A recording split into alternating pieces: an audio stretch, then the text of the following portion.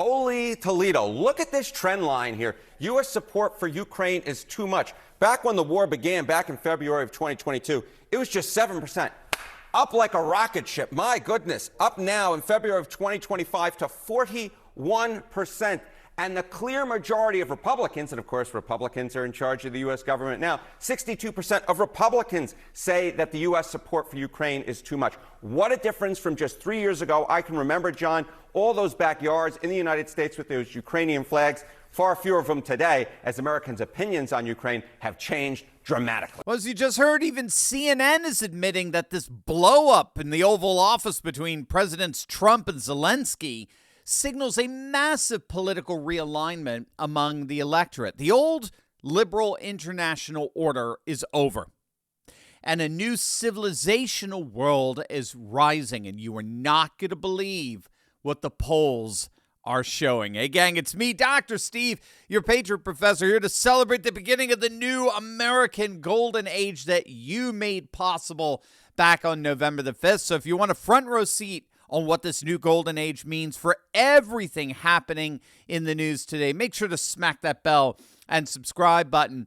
A number of polls came out over the weekend reflecting voters' attitudes towards the public spat between President Trump and Zelensky, and they're all showing the same thing. Now, to be fair, there are some garbage polls out there floating around. Our good friend Rich Barris of the People's Pundit, who is the single most accurate pollster of 2024, is telling us to pay no attention to the garbage polls that were telling us for months that Kamala Harris would be our next president. But that said, let's start with the public opinion researcher David Burrell, who was on with Mark Halperin over the weekend. He conducted a poll of over 1,000 respondents who had to watch the entire exchange between Trump and Zelensky. Here's what he found. So moving on to one of the other key moments in the clip that they all just had watched was President Trump took offense, as everyone saw in the video, when Zelensky made the point that America has a big ocean between it and this conflict, but America would eventually feel it in the future. And obviously Trump and Vance took offense to that. And so we asked America, after they had watched that part of the video, what did they think? And 62%, at least 60% said it was at least slightly, somewhat, or very offensive. And only 37.7% said it was not at all offensive. Significant because, again, as we've said, they have a largely favorable Zelensky. Yes. And yet they still found that he was offensive. 62% said that Zelensky was offensive. 62%. Take a look at the latest CBS poll. 44% of American voters back neither Ukraine or Russia in this conflict. Nearly half of those surveyed have basically washed their hands of this entire conflict. Now, that's a huge number, and it goes a long way to explain the latest Harvard-Harris poll that found that 72% of voters, 72%, want Ukraine to negotiate a settlement with Russia. 60% favor President Trump announcing direct U.S.-Russia negotiations to end the war in Ukraine. So what we've been seeing in all of the editorial pages over the weekend and all the round tables on the cable news shows and network news that nobody watches anymore, that Trump has betrayed Ukraine and this is an offense to our democratic values and all this nonsense, all of that is clearly a narrative driven solely by the legacy media. People aren't buying it. It's not reflective of public attitudes. It's meant to try to influence public attitudes. Unfortunately, for the legacy media, nobody's watching them anymore. The public is overwhelmingly, and again, I have to underscore that, overwhelmingly on President Trump's side in favor of ending this conflict. Take a look at this assessment from focus group guru Frank Luntz, who, keep in mind, is no fan of Trump. But he's been reading rightly the tea leaves of late, and look at what he said over the weekend. The United States isn't changing. It has changed. 3 years ago, Americans were overwhelmingly supportive of Ukraine, and they considered Zelensky to be a global hero. Today, a majority of Americans oppose the war, and Zelensky is now a controversial character.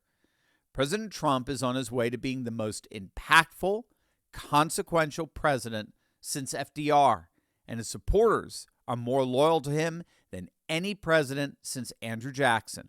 To be clear, I'm not making a judgment on either Ukraine, Zelensky, or President Trump.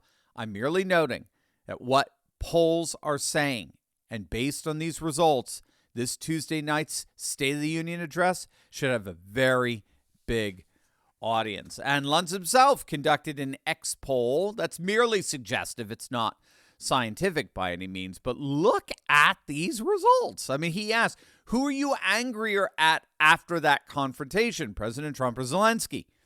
92% are angry with Zelensky. And Luntz pointed out that those results are comparable to what we're seeing even with CNN's analysis, which highlighted how a December Gallup poll found that 74% of the voting public wanted an end to this war, which is almost exactly the same number as the Harvard-Harris poll. They found 72% wanted a negotiated settlement. Most people, of course, feel like this war should never have happened, and it's basically ended up in a stalemate, with Russia annexing at most about 20% of Ukraine. Most now, they're just pragmatic. They're just being realistic. Most voters see that 20% of Ukraine permanently gone. Russia isn't giving it up. But hey, they didn't take Kiev. Kiev is still free. You still have the heart of Ukraine. So, hey, end this thing before things turn out even worse for the Ukrainian people. But what I'm about to show you is what's really going on with these polls. This massive discrepancy between the people and the media elite is indicative of a much larger divide, one that promises to remake the political map for generations to come. But first, gang, now that Fauci has been pardoned, RFK is obviously going to unearth what most of us already knew about the pandemic. I mean, it's so sad that this effort won't help the tens of millions who've never felt the same after getting the virus or the mRNA shots. We all know someone with a personal story. Pfizer's been forced to release a detailed list of side effects associated with its COVID-19 shots. And a common concern among those side effects is what's called long COVID syndrome. You may have heard of this.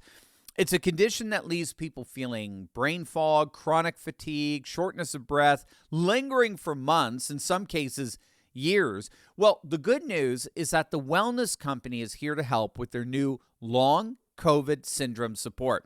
So you get 4 doctor-formulated nutraceuticals with 5 to 8 plants and minerals in each bottle designed to address the root causes: ultimate spike detox, mind lift, elevated energy, and healthy heart. Dr. McCullough recommends a durable recovery through holistic health, with COVID syndrome support being an essential part of that. Right now, you can save $40 on the bundle and get an additional $34 off plus free shipping. Just click on that link below or head to twc.health/Turley and use code Turley to take action today for a healthier tomorrow. That's twc.health/Turley. The key that we have to get here, the dynamic, the calculus or ratio that these polls are all revealing, is that Trump today is at an all-time high in terms of his popularity, while at the same time Zelensky is at an all-time low. Meaning, as we saw with the CNN poll, since the Russian invasion, Zelensky is currently experiencing his lowest poll numbers, all the while Trump is experiencing his highest. So this is why I think politically this is a total losing issue for the legacy media and jumping on the Zelensky bandwagon.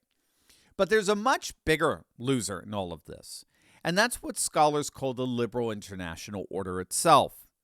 Back in the early 90s, the political theorist Sam Huntington of Harvard University argued in his Clash of Civilizations thesis that the 20th century was a century of ideology, and that all the clashes that took place were clashes of ideological systems: communism, fascism, liberalism, all globalist systems that were one-size-fits-all political and economic orders competing for worldwide dominance.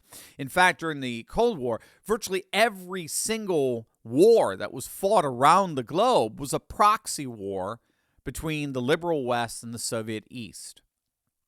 After the fall of the Berlin Wall and the end of the Cold War, there were a number of theorists who argued that we had entered into the triumph of the era of the liberal international order, with the United States representing the sole superpower that would liberalize the world. But Huntington argued that that was utterly foolish. That's not what was happening as a result of the fall of the Berlin Wall. Instead, the end of the Cold War meant that the world was entering a new era far different than the liberal international order. The fall of the wall represented ultimately the implosion of ideology. Populations no longer want to have anything to do with a one-size-fits-all political and economic ideology. They wanted to go back to nation, culture, custom, tradition, and increasingly civilization. In other words, identity was going to be the key characteristic of the 21st century world order, not ideology. And so Huntington argued that all the clashes around the world during the 21st century were going to be centered on identity, civilizational identity, rather than ideology. And what we have to understand is that that is exactly how Putin and the Russian people clearly understand this conflict with Ukraine and NATO. And again, for right or for wrong, I'm just being descriptive here, not necessarily prescriptive. For Putin and the Russians, this is all about a conflict of Slavic identity and the sovereignty of its own civilizational geopolitical sphere that's being encroached upon by NATO's incessant eastward expansion. But here's the key. How do our elites in our legacy media, how are they seeing this conflict? What's this conflict ultimately about? It's ultimately about the defense of what? Put it in the comments. It's the defense of what? Democracy. This is defending Ukraine is all about defending democracy versus the dark specter of authoritarianism. In other words, the legacy media still actually believes that this is an ideological conflict. Our elites are literally stuck in the past. Their mentality is stuck in the 20th century when all conflicts were ideological. In this case, now it's the defense of democracy. Now think about, just on the face of it, think about how absurd this is. You don't even need Sam Huntington's thesis here. The Spectator recently published a very insightful piece entitled "Only Trump, Not Zelensky, Can Save Ukraine." And the piece detailed how Ukraine's fragile democracy since February 2022 has basically imploded. It's been completely unraveled, particularly by Zelensky. In March of 2022, just literally weeks after Russia invaded, Zelensky banned 11 political parties for their alleged ties with Russia. He's either abolished or consolidated all of Ukraine's TV outlets under his own centralized control. He actually banned a major Christian denomination, the Ukrainian Orthodox Church, and seized their cathedrals and their monasteries. He's suspended presidential elections for the indefinite future. Zelensky is, for all practical purposes, a dictator. Even Russia, back in March of 2024, held their own presidential elections during this very war. What's Ukraine's excuse? Ironically, it's Ukraine that is democratically suspect. And so that's why more and more American voters they frankly don't buy this democracy versus authoritarian ideology conflict. And they frankly want nothing more to do with it. The legacy media may continue to live in the past, but American voters are positioning themselves for the future. They could care less about ideology. They want practical, effective solutions that bring an end to identity-based conflicts. President Trump, as far as our American voters are concerned, President Trump represents precisely those solutions. All the while, the legacy media and Zelensky are mired in a now long expired era.